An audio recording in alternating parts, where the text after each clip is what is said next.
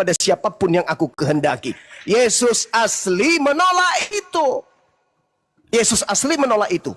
Maka di data Lukas 4 nomor 13, Yesus palsu mundur dari mencobai Yesus dan menunggu waktu yang tepat. Manakala waktu yang tepat itu? Mana waktu tepat itu? Pada saat Yesus anak Maria sudah terangkat ke bumi, Yesus palsu kemudian bereaksi menyesatkan orang-orang yang banyak. Lahirlah agamamu. Camkan itu baik-baik. Jadi kalau Anda menyembah Yesus yang datang kepada Paulus, Anda seakan-akan merasa menyembah pencipta langit dan bumi. Memang itu maunya. Memang dia ingin mengkudeta pencipta langit dan bumi. Memang dia ingin dituhankan. Karena memang dia sedang menggiring anak keturunan Adam masuk ke dalam neraka.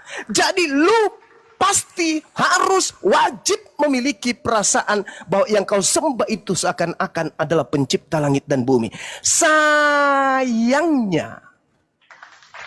yang kau katakan Yesus anak Maria yang kau sembah itu, di penghujung kehidupan manusia nanti akan datang dan mengatakan, enyahlah daripadaku wahai seluruh Kristen.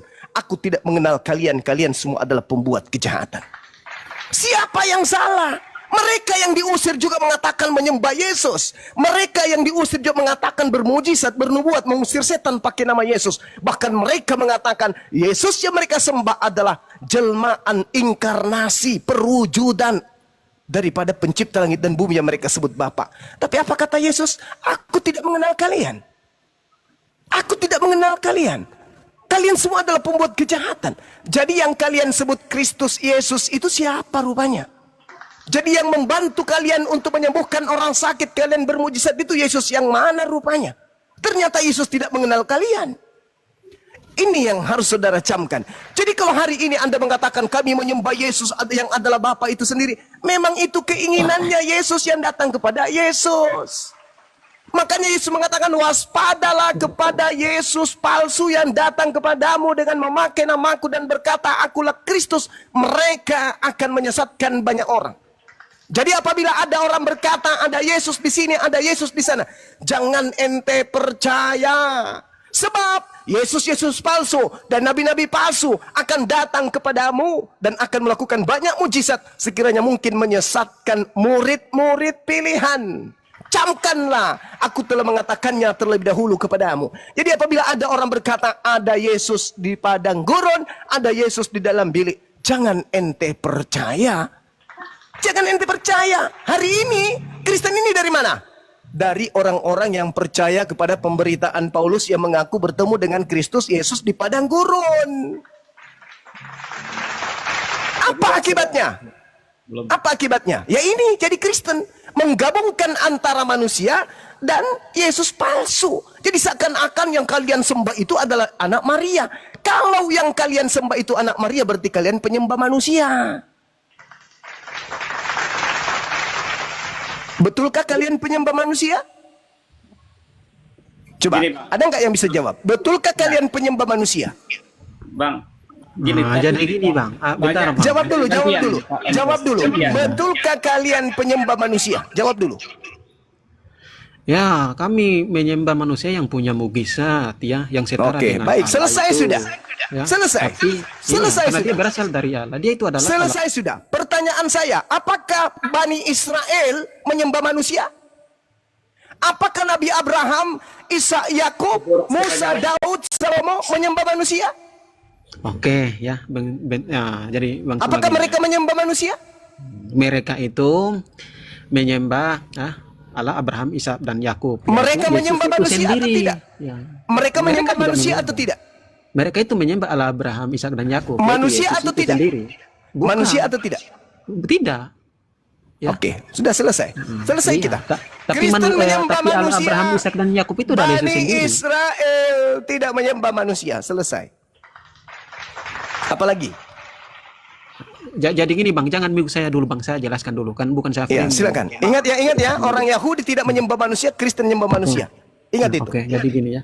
Ya, kenapa aku mengatakan bahwa yang kami menyembah itu adalah Allah Abraham, Ishak dan Yakub itu, dan aku bisa mengatakan bahwa Allah Abraham, Ishak dan Yakub itu adalah yang menjadi Yesus itu sendiri. Ya, firman yang menjadi Yesus itu sendiri.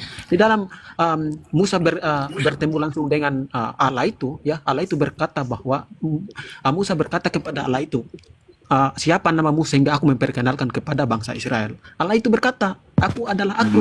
Ya. Dan aku itu mengutus Kenapa ke aku situ, bagimu. Ya Bang. gitu, aku itu mengutus Bang. aku bagimu. Ya, Bang. Allah itu mengutus. Bang, coba Anda baca Yohanes 8:42. Anda mengatakan Yesus adalah Bapa itu sendiri. Coba Anda buktikan. Yesus adalah Bapa itu sendiri. Silakan Anda baca Yohanes 8:42. Kalau Bapa adalah Yesus itu sendiri, maka yang menjadi manusia itu Bapa sendiri atau bukan? Ya, firman Bapa yang menjadi manusia otomatis. Kok lari ke situ? Juga Bapa. Saya ulang lagi. Kalau Yesus itu adalah Bapa itu sendiri, maka apakah dia akan mengaku dia datang menjadi manusia atas kehendaknya sendiri? Atau Jadi, tidak itu- atas kehendaknya sendiri? Yang mana yang betul? Yesus itu bukan Bapak sendiri, tapi firman Bapak, perkataan Bapak, otomatis Ini Bapak nih, itu adalah berubah keyakinan lagi. kami.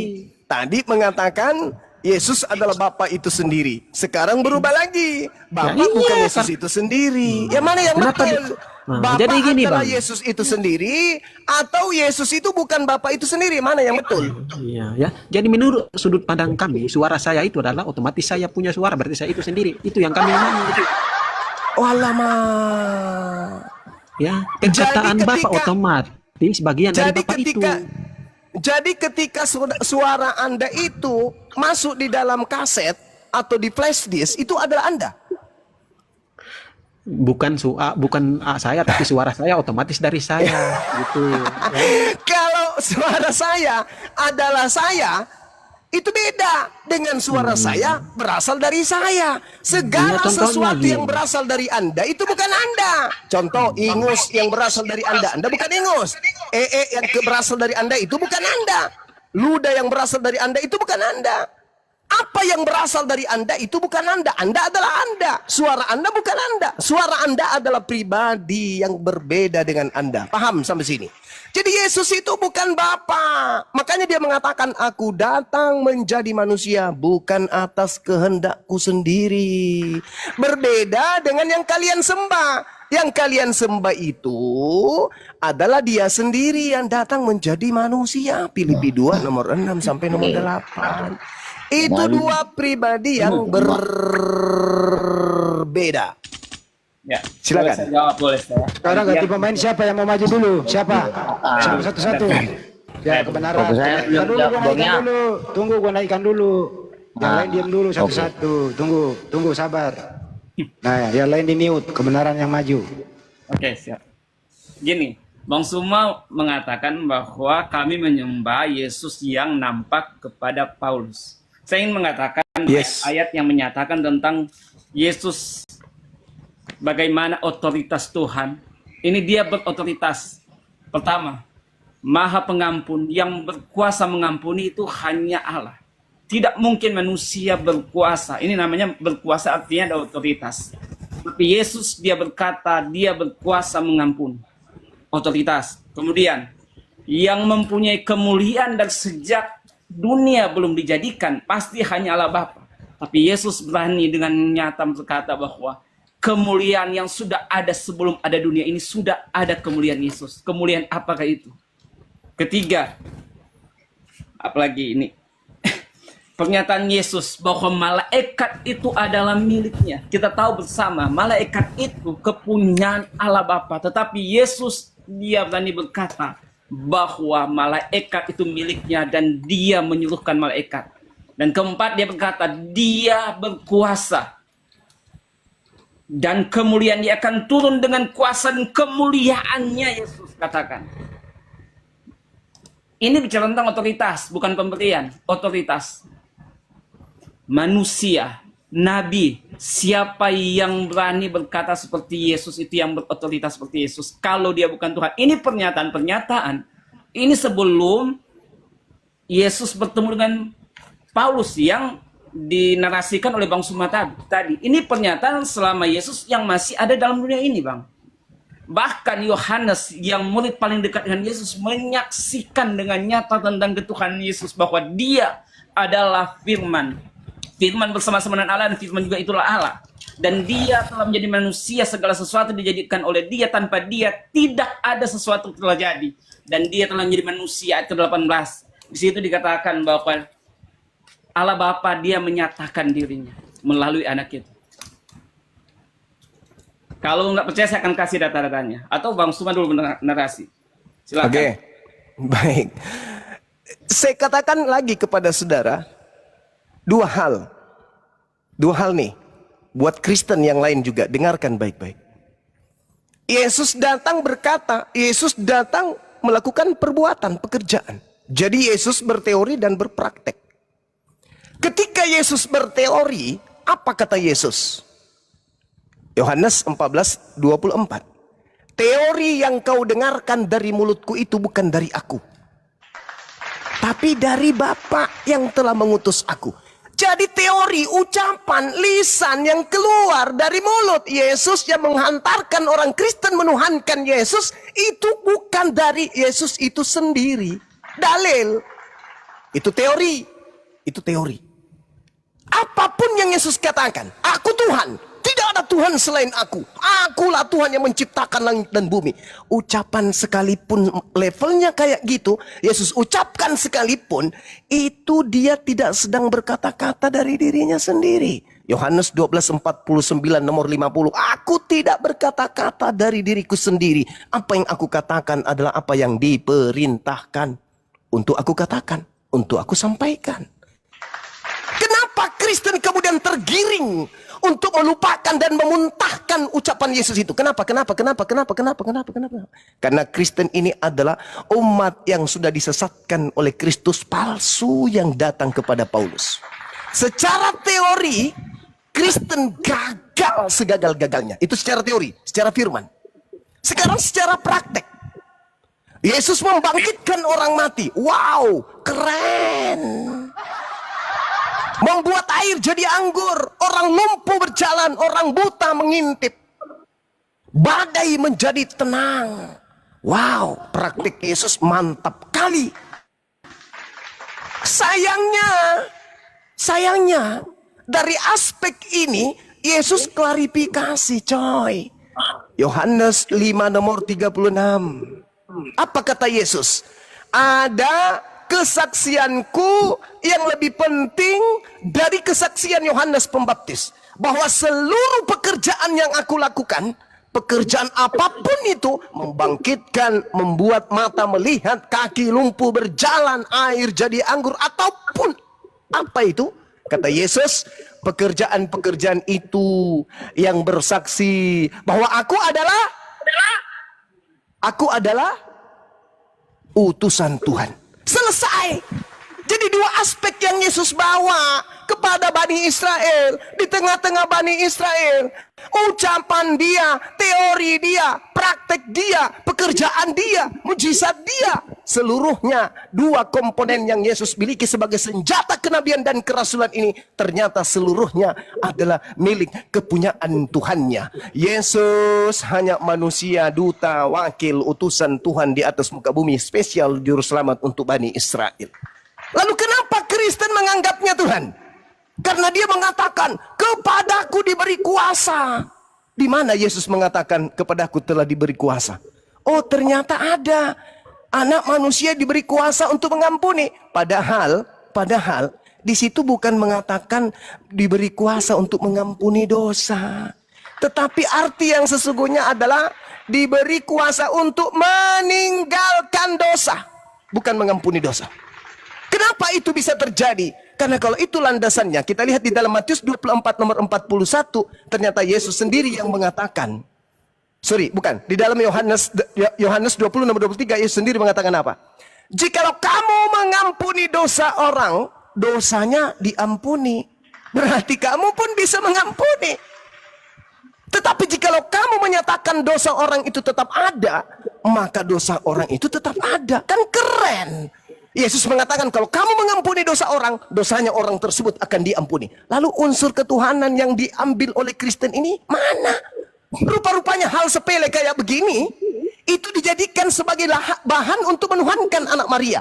Rupa-rupanya Kristen mengatakan itu karena Kristen dalam keadaan tersesat oleh makhluk padang gurun yang datang kepada Paulus, saudara-saudara. Tadi Anda mengatakan dengan pongahnya, dengan sombongnya, siapa Yesus yang mampu mengutus malaikat-malaikatnya? Bung, kau tanya sama Yesus di dalam Matius 24:41. Sus, saya mau tanya, Sus. Kamu punya malaikat? Iya. Kok iblis juga punya malaikat? Iblis juga punya malaikat. Yesus juga punya malaikat. Apakah dia kemudian setara? Silakan Anda pikirkan sendiri. Ternyata di dalam kitab Mazmur 91, malaikat yang datang kepada Yesus itu utusan Tuhan kepada Yesus. Di dalam Yohanes 1 nomor 51, ternyata malaikat yang datang kepada Yesus itu adalah utusan Tuhan kepada Yesus. Jadi apa yang menjadi masalah? Malaikat yang datang kepada Yesus itu adalah suruhan-suruhan Tuhannya untuk mendampingi dan mewakili Yesus. Malaikat yang datang dari Elohim kepada Yesus memberikan kekuatan kepada Yesus itu ternyata adalah penghubung kepada Yesus dari Tuhannya. Jadi saudara, berhenti mengatakan Yesus anak Maria itu Tuhan, berhenti. Yang kalian tuhankan itu bukan dia, yang kalian tuhankan itu adalah makhluk roh yang datang di padang gurun mengaku Yesus kepada Paulus. Beda.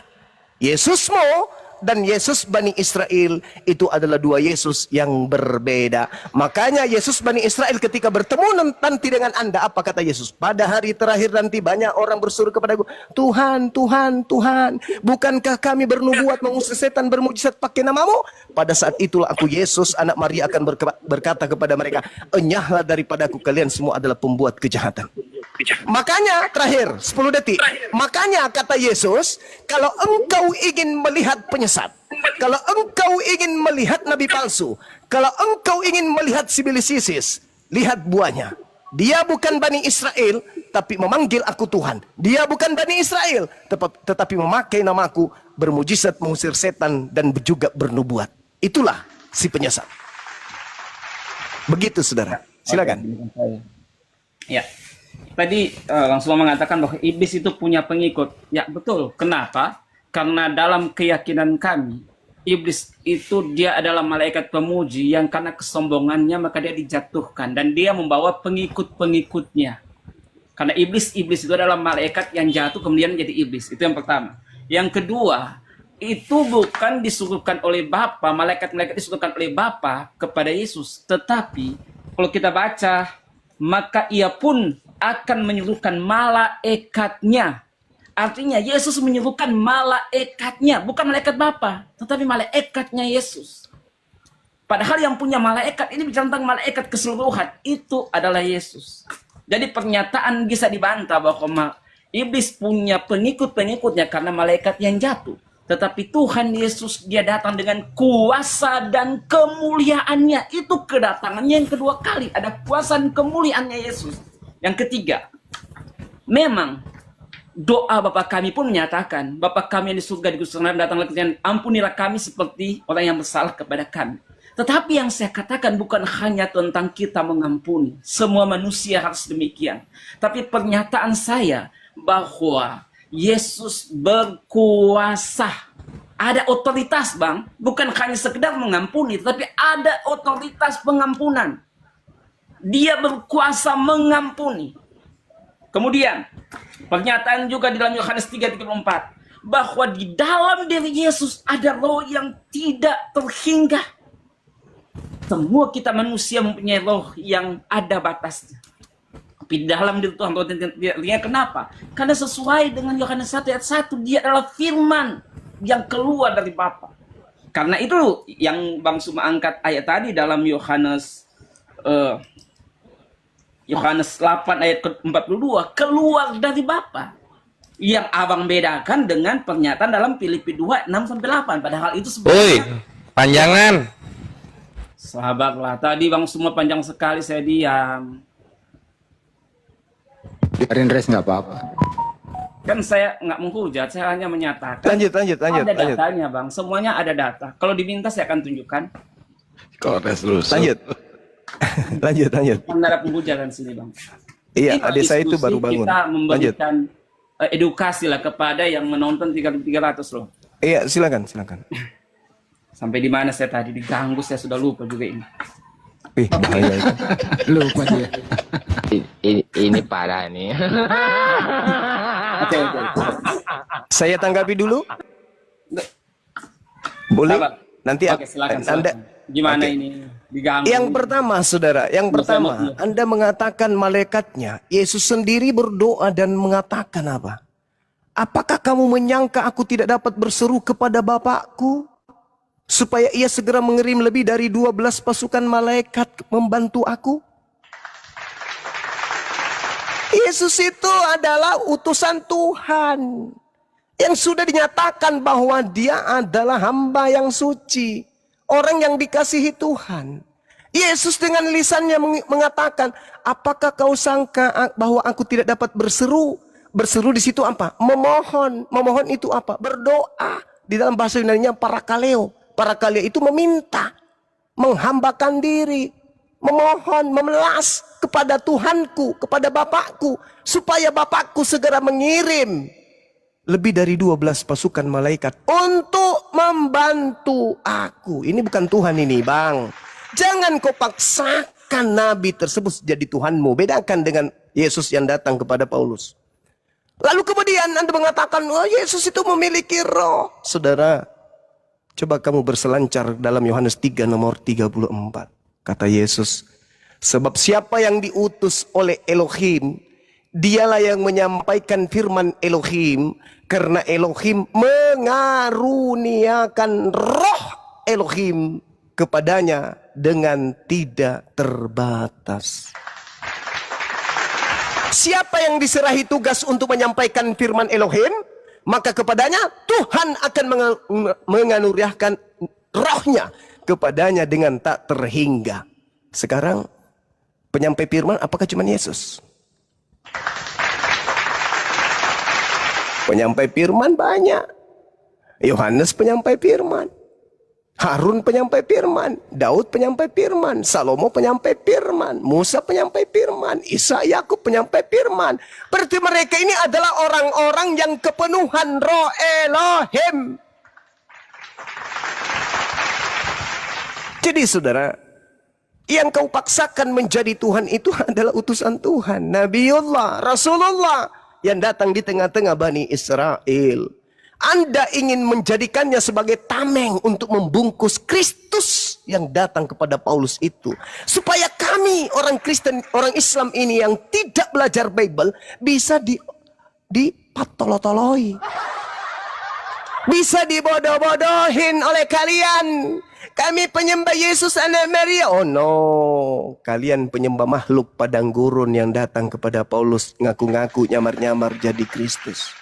Sehingga kamu memaksakan seluruh ucapan Yesus yang menurut kamu terindikasi, ini Tuhan nih, ini Tuhan nih, karena dia mengatakan, ini pasti Tuhan.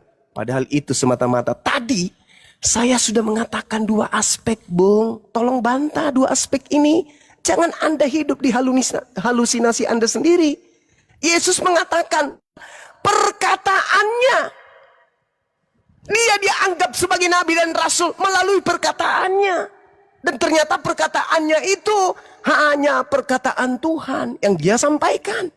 Bantai itu, jadikan dia Tuhan. Bantai itu. Yang kedua, perbuatannya, pekerjaannya. Ternyata untuk membuktikan pekerjaan itu, untuk membuktikan dirinya adalah utusan Tuhan. Lalu faktor apa lagi yang bisa membuatnya menjadi Tuhan? Ucapannya yang sakti itu hanya ucapan seorang rasul. Pekerjaannya yang sakti itu hanya pekerjaan seorang rasul. Lalu yang mana yang bisa membuat dia menjadi Tuhan? Satu-satunya adalah ketika makhluk roh yang datang kepada Anda menjerat Anda dengan ngaku-ngaku sebagai Roh Kudus itu, yang menghantarkan Anda untuk memaksakan Yesus sebagai Tuhan. Itu aja. Itu aja.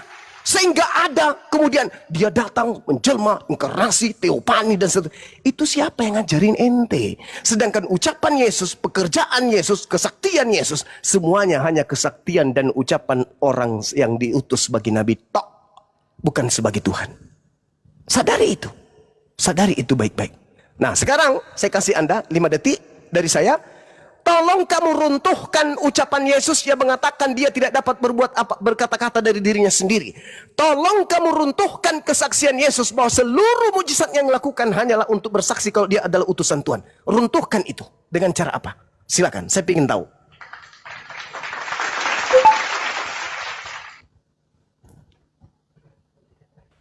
Bro, silakan bro. Di awal Bang Suma saya sudah katakan bahwa dia adalah firman yang menjadi manusia. Kenapa dia menjadi manusia?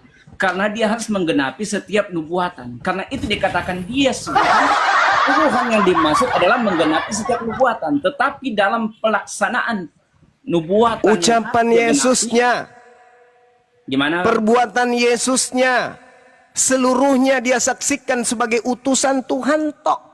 Lari ke nubuatan lagi. Ini, ya, saya akan itu. Coba tabrak dua ini dulu, tabrak ini dulu. Jangan kau lari ke nubuatan, saudara. Silakan tabrak yang dua ini dulu. Ucapan Yesus yang begitu sakti, akulah, dia, aku dan dia adalah satu. Tabrak itu dulu. Dan mujizat membangkitkan orang mati, bla bla bla, tabrak itu dulu. Jangan kau bawa nubuatan, karena kalau Anda membawa nubuatan sama dengan Anda sudah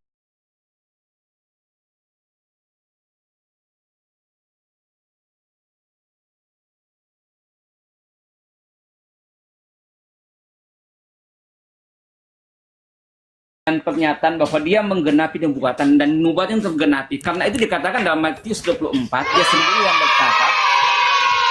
berkata, Matius 24, bahwa dia akan datang dengan kuasa dan kemuliaannya. Karena itu tanda kemenangan. Ini perkataannya, ini perkataan sebelum dia dibangkitkan. Tapi dia sudah menyatakan tentang kemahakuasaannya pada saat dia datang ke dunia kedua kalinya.